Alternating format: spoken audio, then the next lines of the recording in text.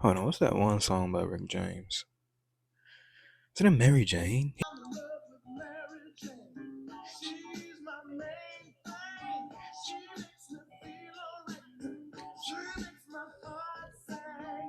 That is the most beautiful song out there, man. You can't go wrong with Rick James, bitch.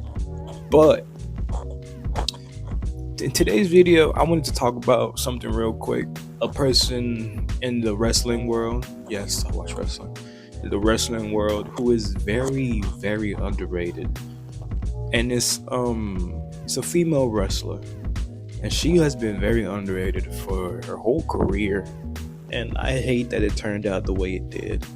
I hate that she was forgotten for a good while until 2019. But her name was China, and she used to be with the WWF. She was like, wasn't she like? The last thing I remember about China was that she and Eddie Guerrero had a love story. Obviously, I know it's fake, but they had like a little romance going on, and I loved it because I'm Puerto Rican. So seeing a Hispanic man, Latino heat, you feel me? Eddie Guerrero, you feel me? He was like the top tier guy for me to look up to in the wrestling community because he's Hispanic, so am I. And I was just thinking like, this man is pulling the baddest of them all in the wrestling community. Back then, China was the most gorgeous, at least to me, 5'9" goddess, bro. China to me was the one that created my love for tall women with muscles, because it just showed me that they have not only the strength to whoop ass and be the baddest bitch on the block, but just to like show the fact that men ain't got shit on women who actually want to whoop ass. And to me, China was that bitch. No disrespect, of course, but to me, China was that girl, man. And I just hate the turn that it took for her, in the sense of like them forgetting about her completely for many years, and they just ignored her existence and the work that she put in for the women's wrestling. And I feel like China was the queen of wrestling because she broke so many barriers for women. She wrestled men. Who the fuck did you know back in WWF that women was about to beat up men's ass? Nobody. But, egos got in the way and they couldn't let that happen. So, I don't know everything about China, so we're about to watch a video and tell us a little bit more in further detail about China's story, because I don't know all of it. But what I knew was what I watched when I was younger, and it was, besides her whooping ass, like the love story between her and Eddie Guerrero, which I was a fan of because it gave me hope as a Puerto Rican kid. Like, you can get somebody that's completely out of your league if you just believe in yourself. And I was like, oh, fuck yeah, come on now, Eddie, let's go. But at least that's how I saw it when I was younger.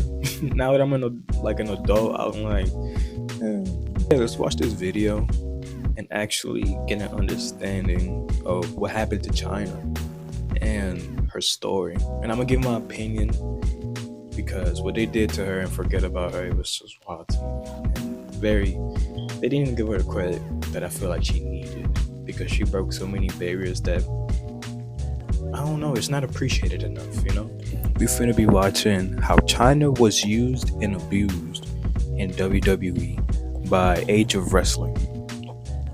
It's a 21-minute video. Let me know if y'all want to watch something more like this. Yeah, let's get started. China was truly a groundbreaking talent in WWE. She thrived at a time when fans used to discard women's wrestling as mere bathroom breaks or as brief segments to soothe their eyes. The ninth wonder of the world not only refused to be pigeonholed into demeaning roles, but she also helped viewers realize the potential of women being treated like actual athletes. Unfortunately, China being a trailblazer didn't erase the fact that her personal life was in shambles, and her battle with her demons was more of a squash match than a back and forth, in which she had a solid chance to prevail. From her rough childhood to allegedly getting cheated on by Triple H, leading to her unceremonious firing from WWE to becoming an unlikely star in the adult video scene, to being drenched in the storm that was substance abuse, and then ultimately her tragic demise. Life wasn't fair to Chyna. So strap up and prepare to delve deeper into this wrestling icon's groundbreaking career, turbulent personal life, and lasting legacy in the world of professional wrestling. This is the tragic story of Chyna. We're now learning that an accidental overdose could have been what killed former wrestling star. Rest in peace, Chyna. Joni, I think that's her real name. Rest in peace, Joni. WWE legend Chyna has died. WWE superstar Chyna is shockingly found dead in her Redondo Beach, California home.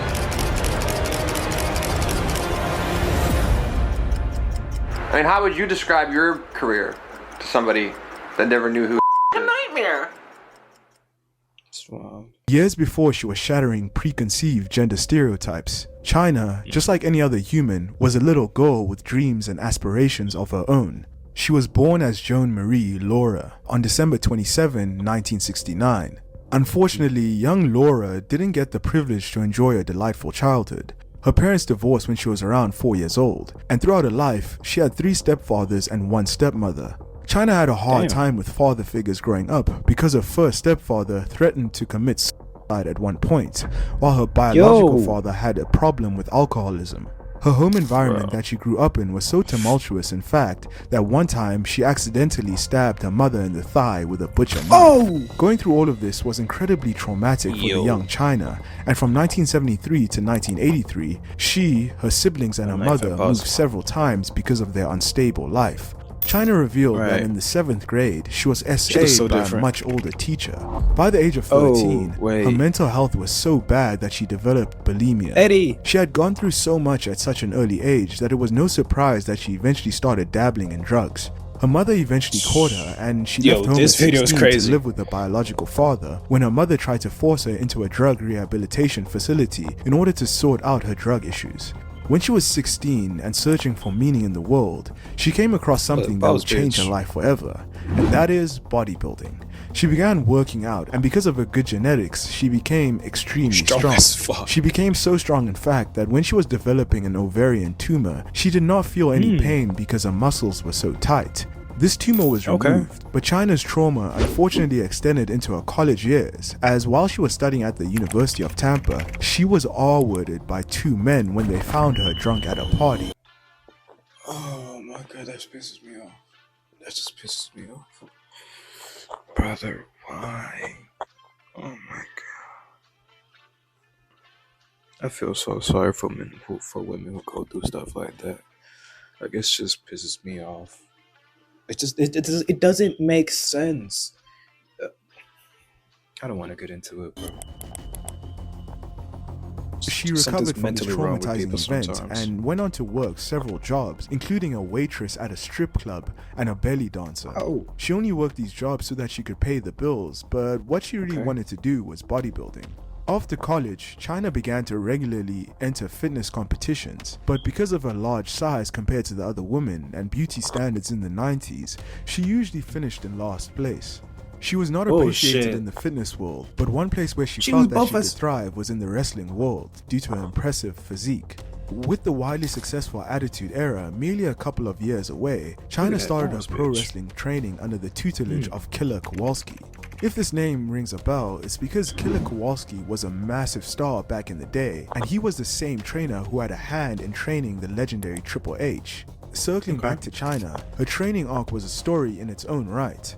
Due to the lack of female performers in the wrestling school, she had to train and compete with men, which was a challenge in itself, but not a deal breaker for the incredibly committed young woman. She had her first match in 1995, and shortly after, she decided to pop on numerous independent wrestling shows under the name Joni Lee. As mentioned before, brilliance was one of young Chyna's strong suits. She knew that if she had to carve out a successful career in the wrestling industry, she had to get her foot into one of the major promotions. Thus, she connected with Triple H, and thanks to them having the same head trainer, the game took it upon himself to plant the idea of hiring Chyna in Vince McMahon's head. She was socially involved with Triple H. She's trying to get in the wrestling business. Very unique look. And Okay. I think Triple H gave Vince the idea to use her, and of course Vince, being a smart booker, was trying to acquiesce to his top talents. And Hunter was not yet a quote unquote top guy, but he was heading that way. It was inevitable. At first, Vince was a little bit hesitant about hiring Chyna, as he was skeptical about how the audience would react to a lady who was bigger than some of the male wrestlers on his roster. Thankfully, It's though, fire. following constant persuasion from Triple H and Shawn Michaels, and a little help Okay. from Shane McMahon, the decision to bring her in was finally made. There was also chatter about WCW being interested in the 5'10" Amazonian. She made her WWF debut on February 16, 5'10"? I thought she was 5'9". 1997 at In Your House 13 Final 4. She was treated like a serious problem right off the bat, given how swiftly she disposed of Goldust's then manager Marlena. She quickly assumed the role of the no-nonsense enforcer/bodyguard for D-Generation X. Over the next 4 years, Chyna left no stone unturned to create a legacy that would be talked about for decades to come. She became the first women's wrestler to take part in the Men's Royal Rumble, and not only that, Look at that. but she also got to throw out the world's strongest man, Mark Henry, Mark over the Henry? top rope. You see that, bro? That's breaking barriers for women's wrestling. Like, it's so different than anything, and yet they just want to forget about her. Like, she didn't put in that work. Like, she didn't break barriers for the women that watched. It's just stupid to me the way they treated her. Sorry, Ad. If that wasn't impressive enough, she was a multi-time women's champion, and she became the first and only female wrestler to win the Intercontinental Championship. Not to forget Breaking that a comedic barriers, come romantic storyline with Eddie Guerrero is still remembered in words of profound appreciation. The chemistry between That's the what I'm- two was off the Yo! charts and made for incredibly enjoyable TV.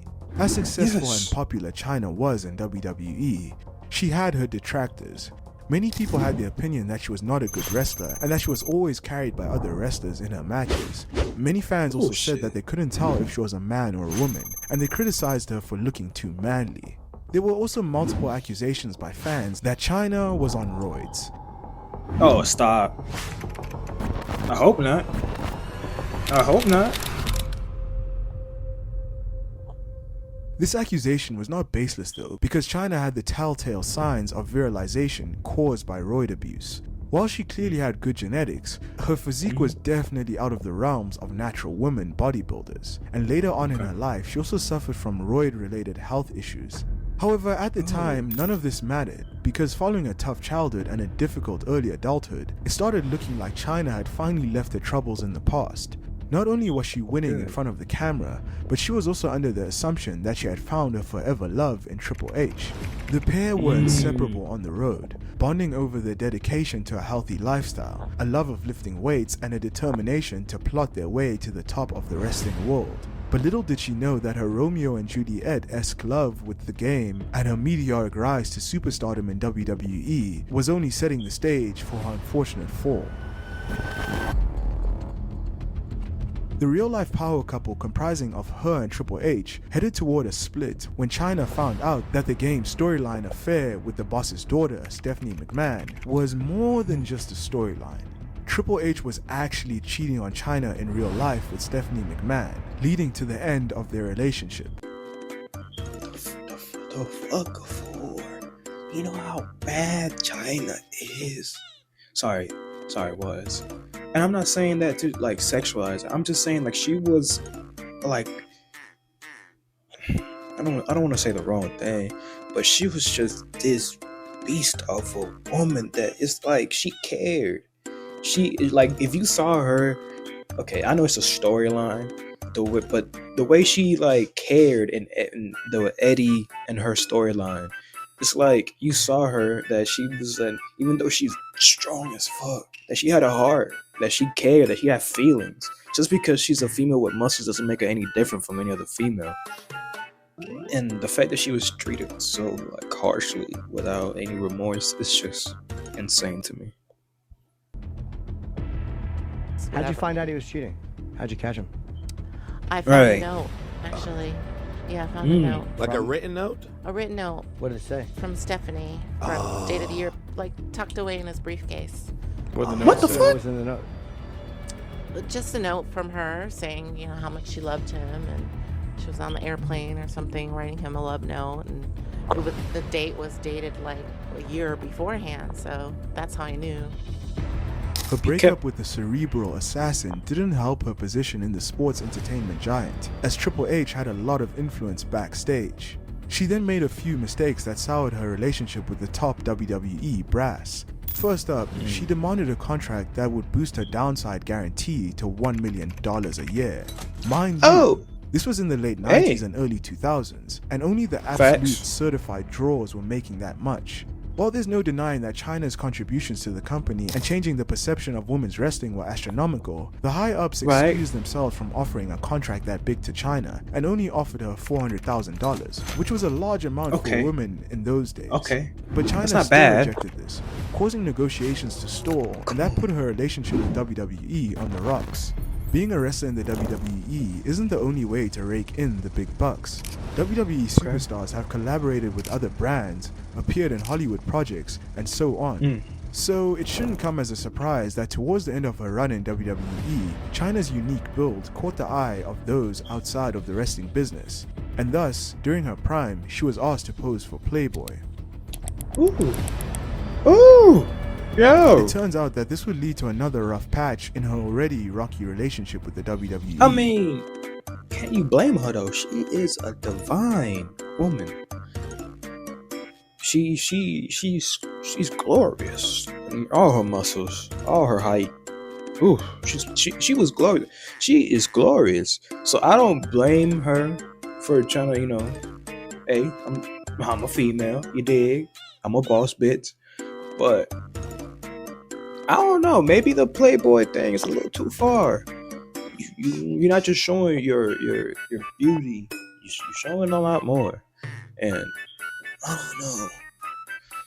That's wild. I did not know that. Oh shit. But why did she reject the contract though?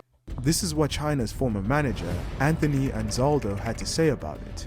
They offered her the WWE Championship belt, but Vince said, "But you can't do Playboy," because she got offered to do Playboy.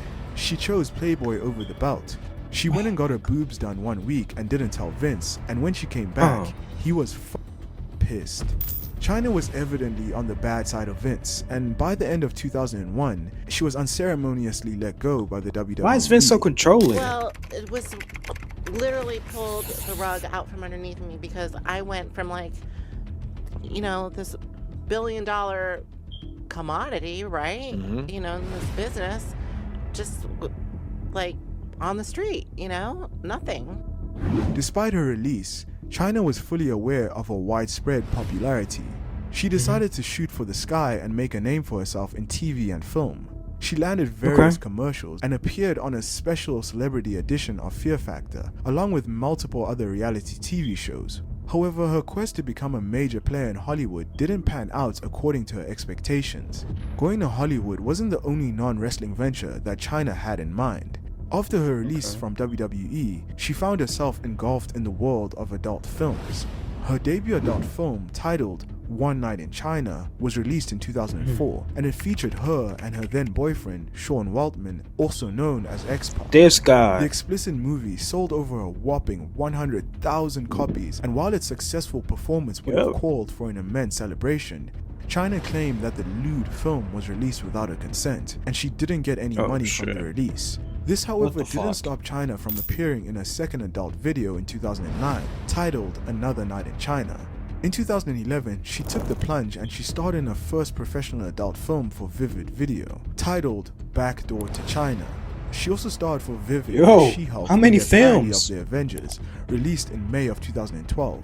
A spin-off feature centered on the She-Hulk character, She-Hulk XXX, was released to video in April of 2013. That was the last of her videos in the adult film industry. Regarding her relationship with ex-D-Generation X member Sean Weltman, it was anything but a smooth sail.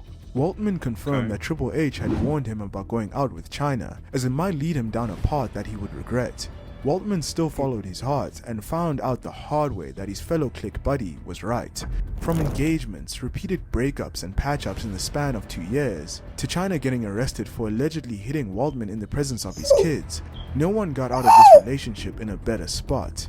Waltman claimed that China was constantly struggling with drug and alcohol addiction, in addition to her mental health being in a shambles. In January of 2005, she appeared on the Howard Stern show, and it was clear as day that she was in desperate need of help. The way she was talking and slurring her speech was nothing short of a tragedy to witness. On my days. On the program, she said that she did not want to do drugs anymore, but she said that if a line of coke was in front of her, she would do it. Her mind was clearly frazzled, and watching someone who a lot of people look up to act in such a way was just plain sad. The once pioneer female icon in a male-dominated space was now struggling to hide the fact that she had hit rock bottom with no knowledge of how to swim back to the shore. Jeez. Like, it was nobody of a good influence in her life, bro? That nobody in her life was like, listen, you are an amazing figure for women. You cannot be doing this kind of substance. I guess they didn't give a fuck. I guess nobody really gave a fuck about anybody else but themselves. And honestly, that's just wild to me. I feel like if you probably said the wrong thing, you probably finna get smacked. But what the it's better than you say don't do this to yourself than be like, oh yeah, go ahead and line that shit up. And whoo! Like, what the fuck? What the fuck? Why Vince so controlling? It's China's body. What the fuck do you care what she does to? It appeared that things hadn't gotten to a point of no return. Following her disastrous interview with Howard Stern, Laura pledged to herself that she'd stop drinking and be treated for her depression. In early 2008, she was part of the VH1 reality TV show Celebrity Rehab with Dr. Drew, and it was on this show that she claimed that she didn't consider herself an addict, even though she clearly was. Still, she tried her best to open up as Dr. Drew tested her emotional endurance by interrogating her on why she was in rehab if she didn't consider herself an addict. By the end of the year, it was once again confirmed that the trailblazing former Intercontinental Champion was nowhere close to being in a good mental state, because in December of 2008, she was rushed to the hospital after her birthday party when she was found unconscious with fresh self-harm wounds on her arms. China was clearly suicidal. Despite all of these challenges and hardships, China's strength wasn't only defined by her muscles, but also her willingness to keep on going no matter what setback she ran into. This was a testament to her resilient spirit. After nearly 10 years of failed ventures and substance abuse problems, the First Lady of Sports Entertainment decided to give wrestling another chance. She was scooped up by TNA in 2011, and she made her debut as Kurt Angle's ally against the devious couple of Jeff and Karen Jarrett. China helped the Olympic gold medalists in silencing the giants, and it started looking like the Impact Zone would be a home for years to come. But hey, what are happy endings but a myth? Kurt Angle. As China was getting familiar with the workings of TNA, word got out that she was keen on returning to the adult film industry, and that one of her controversial X-rated films was nearing its release. Thus, TNA had no choice but to cut ties with the Amazonian trendsetter. Oh my god, why? It would turn out that China's affiliation with the adult movie business didn't only affect her partnership with TNA, but it also blocked her from going into WWE's Hall of Fame. China thought that it was Triple H, Stephanie McMahon, and Vince McMahon that ultimately caused her to not be in the Hall of Fame. In my campaign to be inducted, a lot of other issues have come up which I feel are personal between myself and Hunter and myself and Vince. And I have gone to WWE offices to try to get a meeting to discuss these issues personally with Hunter and with Vince. Sorry, we gotta add, but that's just wild to me. Like, come on, bro. China was denied that opportunity. However, the reason she never got into the WWE Hall of Fame was not because of her beef with her, Vince, and Triple H. In an interview with Stone Cold Steve Austin, Triple H had the following to say. From a career standpoint, she could be in the Hall of Fame, absolutely. It's a bit difficult though, And this is the flip side of the coin that nobody looks at. I've got an 8-year-old kid. My 8-year-old kid sees the Hall of Fame, and my 8-year-old kid goes on the internet to look at, oh, this is China. I've never heard of her. I'm 8 years old. I've never heard of that. So I go type it in. I go punch it up. And what comes up? And I'm not criticizing anybody. I'm not criticizing lifestyle choices. Everybody has their reasons. I don't know what they were, and I don't care to know. It's not a morality thing or anything else. It's just the fact of what it is. That's a difficult choice. Triple H was definitely talking about the multiple explicit videos of her fornicating on the internet. Seeing that the WWE and TNA door was shut, but and all prospects that doesn't of a erase wrestling career were now dead and gone. I understand that, Hunter. I'm sorry, Triple H. But so that just disregards her years of work for the wrestling community, her years of entertainment, her years of dedication, sweat and tears. Literally because you broke. I'm sorry. In 2012, China decided to step away from the limelight of wrestling. For around the next 3 years, she moved to Japan to teach English to Japanese students, and also converted to Mormonism. It was during her time in Japan that she finally reconnected with her mom, after having maintained no contact for a long 16 years. China's call with her mom lasted over an hour long, and the two chatted about various happenings in the wrestling icon's life, ranging from the situation with Triple H and remorse about entering the adult film industry right down to life in Japan. Having mended things with her mom, China eventually returned to the USA, but her substance abuse demons followed her because in November of 2015, TMZ claimed that China was arrested for public intoxication after cops found her outside of her apartment building in a drunken stupor. Many people were concerned about China's well-being after she returned from Japan because it seemed like she had spiraled out of control once again. China's ex-lover, Sean Waltman, X-Pac, spoke with Triple H concerning her, and WWE agreed to pay for her rehab. However, China turned WWE-funded rehab down because she was very paranoid of the WWE. This was extremely sad because it was evident that she had given up on herself. Those close to China would not be without criticism though, as her manager allegedly delayed helping her because he was negotiating a deal for her to appear on the reality TV show Intervention. Her final days revealed a cycle of continuously attempting and failing to turn her life around. I mean, I understand you're trying to help her get her bag since she doesn't got wrestling no more, but you can't. For somebody who you know is struggling in life, and with her decisions that she's made, and with her own choices and what she's going through, you cannot just leave her alone. You can't leave somebody alone and then go do your own thing. You gotta look after this person, and you're a manager. You're there for her more than anybody. She's just reconnected with her mom, and she hasn't been close with none of her stepdads nor father for a good minute. I don't think she even made any contact with those guys. For the one person that was there the most, he was more focused on a reality show than her. No, I'm not saying. I don't know. To me, that's just wild. Oh, fuck. Why did she go through this path? Fuck. All of China's attempts to get every last shred of toxicity out of her body and mind through self-destruction didn't bear a single fruitful result in the end, and she had no idea that a problematic fate was on its way to getting the last laugh. On April 20, 2016, China was found dead in her home at the age of 46.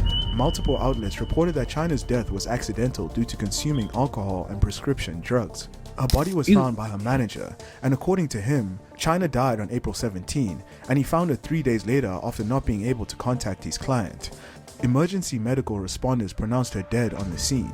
The Los Angeles County Coroner's Office released a full autopsy that included the details. According to the report, China died with traces of painkillers, oxycodone, and oxymorphone in her system. Additional drugs were also present, like Valium, and another muscle relaxer. The fuck is that? Alcohol was also present in her body at the time of her death. Her autopsy also revealed that she had nephrosclerosis in both of her kidneys, which is a condition that can be caused by steroid abuse. Bruh.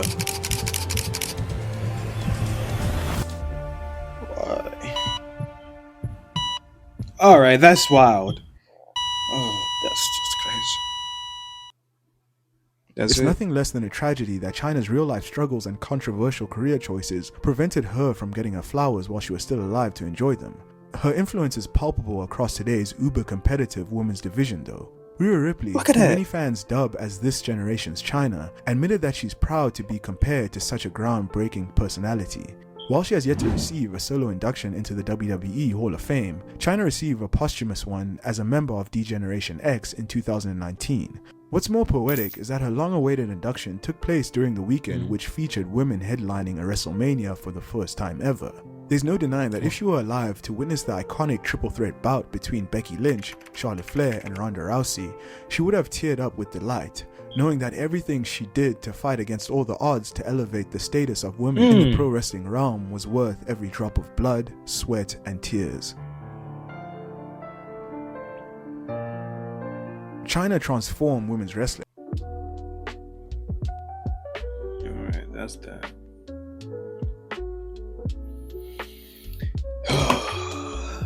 To me, it's heartbreaking. To my childhood self, to the one that saw her as a beautiful queen that could get over anything that she thought it was a challenge, it's a little bit heartbreaking because I saw her as a beast of a human, not just a woman, but a beast of a human that just handed belt to ass to men when she saw it fit, if they deserved it or not. And the love story with Eddie, it's a beautiful story.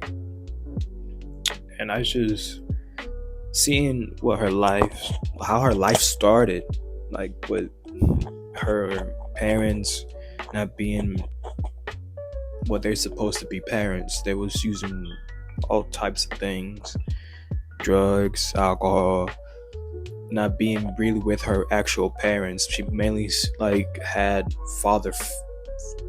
people who try to be father figures. It sucks.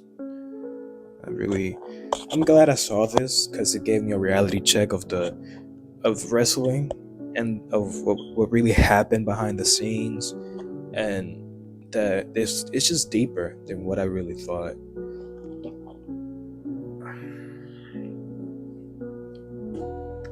I don't know. I still feel like they could have done a lot more for China when people knew she wasn't right mentally. People knew that she was suffering from so much, not from her past, but from her heartbreak with Triple H to just regretting a lot of decisions later on in life. Hopefully I didn't get that wrong. I don't know. To me, China's still the bad bitch that she was to me before I saw this video. She's still the queen of wrestling to me, and I would like to know you guys' opinion. I hope you guys enjoyed this video. Like, comment, subscribe if you want to. And yeah, see you at the next time.